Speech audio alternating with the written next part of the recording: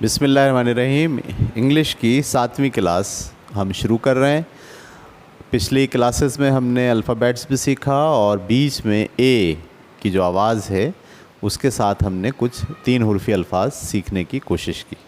आज हम अपना ए ख़त्म करके ई, बीच में ई जो है वो उसकी आवाज़ कैसे निकलती है।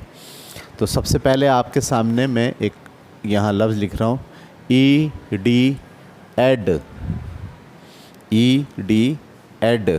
अब आपको भी आवाज़ तो एक जैसी लग रही है। अगर ए डी होगा, ए डी में और ई डी में क्या फ़र्क है? ये थोड़ा सा लंबा होगा, एड।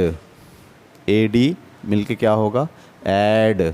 और ई डी मिल के क्या होगा? Ed, ed, ed. ठीक है, जैसे मैं मिसाल के तौर पर आपके सामने लिखूं, एम ए एन, ये होगा man, M A N man. और एम ई एन अगर होगा तो मैन मैन, मैन मैन। इसी तरह पी ए एन पैन और P E N pen, pen और पेन। ये फ़र्क है ए की आवाज़ में और ई की आवाज़ में। ए थोड़ा सा लंबा होता है और ई फ़ौरन जो है वो मिलता है। तो ई डी की, ई डी मिल के क्या बनेगा? एड। एड नहीं बल्कि एड। इससे कुछ लफ्ज़ बनते हैं, जैसे B E D, bed. Bed का मतलब बिस्तर, बैड नहीं, वो बैड का मतलब होता है बुरा। ये है बेड, बेड का मतलब बिस्तर। उसके बाद है आर ई डी, रेड।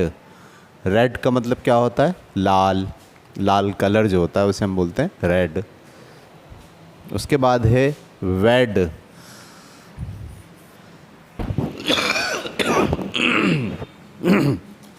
ठीक है, वेड का मतलब होता है शादी, डब्ल्यू ई डी, वेड। वेड का मतलब शादी, वेडिंग। हम कहते हैं वेडिंग में जा रहे हैं हम, wedding anniversary.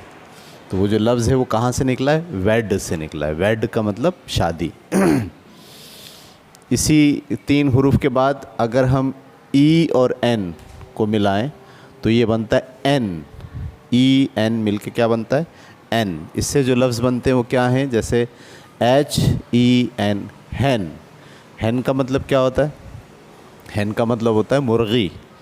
H E N, हैन, हैन का मतलब मुर्गी। और M E N, men. Men का मतलब ज़्यादा आदमी। एक आदमी होगा तो एम ए एन होगा, अगर बीच में इसके एन होगा, ए होगा, तो हम बोलेंगे man. M A N man, एक आदमी। और M E N men, men का मतलब 2 या 2 से ज़्यादा आदमी, जमा है ये। इसी तरीके से पी ई एन, ये क्या बन गया? पेन। पेन का मतलब लिखने वाला पेन। और टी ई एन क्या बन गया? 10। 10 का मतलब 10। हम गिनती गिनते ना, 9 10, तो वो 10 ये इस तरह से होगा। तो ई डी एड के साथ हमने ये 3 लफ्ज़ बनाए, R E D, B E D bed, R E D red, W E D wed. और ई एन एन के साथ हमने ये 4 लफ्ज़ बनाए, H E N hen, M E N men, P E N pen और टी ई एन टेन। अब हमारे पास एक और आवाज़ है, E T et, E T et. ठीक है, इससे बहुत से लफ्ज़ बनते हैं, जैसे G E T get, G E T get. Get का मतलब क्या होता है? गेट माने हासिल करना, पाना। सही, आई गेट 2 पेन, मैंने 2 पेन हासिल किए, 2 पेन लिए। और उसके बाद है जेट। जेट जहाज़ जो होता है उसे कहते हैं जेट। उसके बाद है B E T bet, B E T bet. Bet का मतलब शर्त लगाना। हाँ, हम कहते हैं ना बैट लगा लो भाई, इस पे, इस बात पे बैट लगा लो, तो वो बैट ये है, B E T bet. Bet का मतलब शर्त लगाना। उसके बाद है N E T net. Net का मतलब जाल, जाली। सही है, जैसे खिड़की में जाली लगा लो आप, तो बोलो खिड़की में नेट लगा लो। इसके अलावा जो है वो हम बिस्तर के ऊपर भी अपना जो है वो जाली लगाते हैं, तो मच्छरों से बचने के लिए, उसे भी क्या बोलते हैं, नेट। और जो चाय की छन्नी होती है, जो जाली होती है उसकी, उसे भी कहते हैं नेट। मछली पकड़ने के लिए जो जाल होता है उसे भी क्या कहते हैं, नेट। तो ये सब जाल और जाली को हम क्या बोलते हैं, नेट। ठीक है। उसके बाद PET, पेट। पेट का मतलब होता है पालतू जानवर। जैसे हमारे यहाँ तोता पालतू जानवर है, हम उसे पेट बोलेंगे। बिल्ली पालतू जानवर, उसे पेट बोलेंगे। तोते को अलग से पैरट कहते हैं, बिल्ली को अलग से कैट कहते हैं। लेकिन ये सारे जानवर जो पालतू होते हैं, जो हम घरों में पालते हैं, उसको मजमूई तौर पर उसको हम क्या कहते हैं, पेट। ठीक है। उसके बाद जो है वो वेट, एक लफ्ज़ और भी है, मैट। मैट का मतलब मिला। देखो MET, मेट, वो हमने पढ़ा था, मेट का मतलब चटाई था। ये मेट नहीं है, बल्कि ये मैट है। मैट का मतलब मिला। आई मैट काशिफ, मैं काशिफ से मिला। आई मैट काशिफ, मैं काशिफ से मिला। और मैट के बाद आखिरी लफ्ज़ हम इसके लिए पढ़ेंगे, वो है WET, wet. WET, wet. Wet का मतलब गीला। सही, भीगा हुआ। मौसम बहुत भीगा हुआ है, वेट है। पानी, फर्श सारा भीग गया है, वेट है। कपड़े अभी गीले हैं, वेट है। बिस्तर अभी गीला हो गया है, बच्चे ने शुशु कर दिया है उस पर, तो हम बोलेंगे वो गीला हो गया है। गीले को इंग्लिश में क्या बोलते हैं, वेट। WET, wet. ठीक है। और इसमें एक लफ्ज़ और मैं बढ़ा देता हूँ यहाँ, वो है EG के साथ। और EG के साथ हम बोलते हैं LEG, लेग। लेग का मतलब टांग। लेग का मतलब टांग। लफ्ज़ तो और भी हैं इसमें, जैसे ये जो BEG, बैग। ये बैग का मतलब होता है दरख्वास्त करना या भीख मांगना। इसी से लफ्ज़ बना है बैगर। बैगर का मतलब क्या होता है, भिखारी। तो LEG, लेग। लेग का मतलब टांग। और BEG, बैग। बैग का मतलब भीख मांगना या दरख्वास्त करना भी कहते हैं। आई बैग टू यू, मैं आपसे दरख्वास्त करता हूँ। ज़रूरी नहीं कि इसको भीख मांगना ही बोलें, बल्कि दरख्वास्त करना, गुजारिश करना। ठीक है। तो आज का हमारा सबक ये सारे ई वाले अल्फाज पर मुश्तमिल है। मैं आपको पढ़ाऊँगा, आप मेरे साथ पढ़ेंगे, और तर्जुमा जो है वो जहन में दोहराते जाएंगे। तर्जुमा मुंह से मैं एक बार पढ़ा देता हूँ तर्जुमा, लेकिन अगली बार जब हम पढ़ेंगे तो फिर आप सिर्फ़ और सिर्फ जहन में दोहराएंगे। BED, bed. बेड माने बिस्तर। RED, red. रेड माने लाल रंग। WED, वेड। वेड माने शादी। HEN, हैन। हैन माने मुर्गी। MEN, man. मैन माने दो आदमी। PEN, pen. पेन माने पेन। TEN, ten. टेन का मतलब 10। LEG, leg. लेग माने टांग। BEG, bag. बैग माने गुजारिश करना। ठीक है। GET, get. गेट माने हासिल करना। JET, jet. जेट माने जेट जहाज़। BET, bat. बैट माने शर्त। NET, net. नेट माने जाल। PET, पेट। पेट माने पालतू जानवर। MET, mat. मैट माने मिला, मैं उससे मिला। WET, wet. वेट माने गीला, ठीक है। अब दोबारा से आप पढ़ें, तर्जुमे के बगैर मैं पढ़ाऊँगा, लेकिन तर्जुमा आपके जहन में होना चाहिए। BED bed,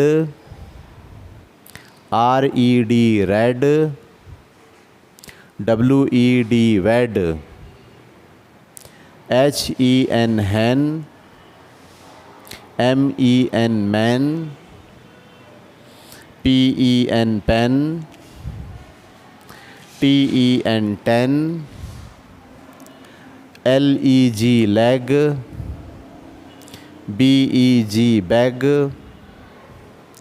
GET get, get माने हासिल करना, JET jet, BET bet, NET net, PET pet, MET met, WET wet, ठीक है, वेरी गुड। अब हम आज इन्हीं अल्फाज को मिलाकर चंद जुमले सीखेंगे, ठीक है। जैसे जुमला है the BED bed is wet, ठीक है। द बेड इज़ वेट, बिस्तर गीला है, ठीक है। द बेड इज़ वेट, बिस्तर गीला है। उसके बाद the net is red, the net is red, वो जो नेट है, जाली है, वो रेड कलर की है, ठीक है।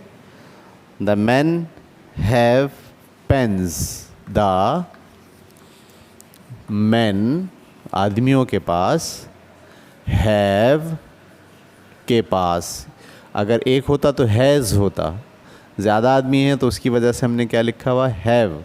द मैन हैव पेन्स, आदमियों के पास पेन्स हैं बहुत सारे, ठीक है। उसके बाद the hen has an egg, egg, ये egg का मतलब क्या होता है, अंडा।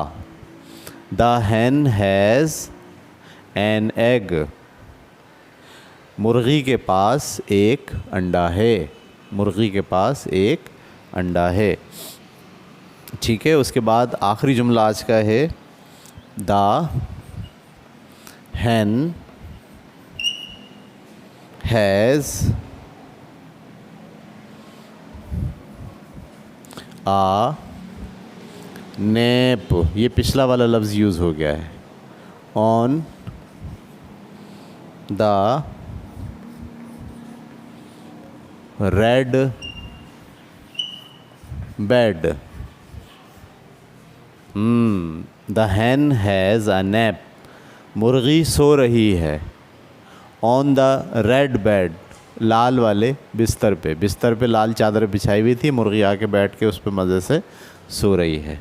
The hen has a nap on the red bed, ये आज का सबक है, मैं अब पढ़ाऊँगा, आप मेरे साथ साथ पीछे पीछे पढ़ेंगे, ठीक है। पढ़िए। द बेड इज़ वेट, बिस्तर गीला है, शाबाश। द नेट इज़ रेड, जाल लाल है। द मैन हैव पेन्स, आदमियों के पास पेन हैं। The hen has an egg, मुर्गी के पास एक अंडा है। The hen has a nap, मुर्गी सो रही है, ऑन द रेड बेड, ठीक है। दोबारा पढ़िए। The bed is wet, the net is red, the men have pens, the hen has an egg, the hen has a nap on the red bed। ठीक है, तो आज की क्लास में हमने इंग्लिश के जो अल्फाज सीखे वो ई बीच में आवाज़ निकल रही है, हमने ई की आवाज़ में और साथ साथ ए की आवाज़ में भी आपको फ़र्क बताया और कुछ नए अल्फाज हमने आज सीखे। आज की क्लास हम यहाँ ख़त्म करते हैं। अगली क्लास में इंशाल्लाह हम और अल्फाज जो जिनके बीच में ई के बजाय आई आता है उनका हम मुताल्ला करेंगे। अल्लाह हाफिज़।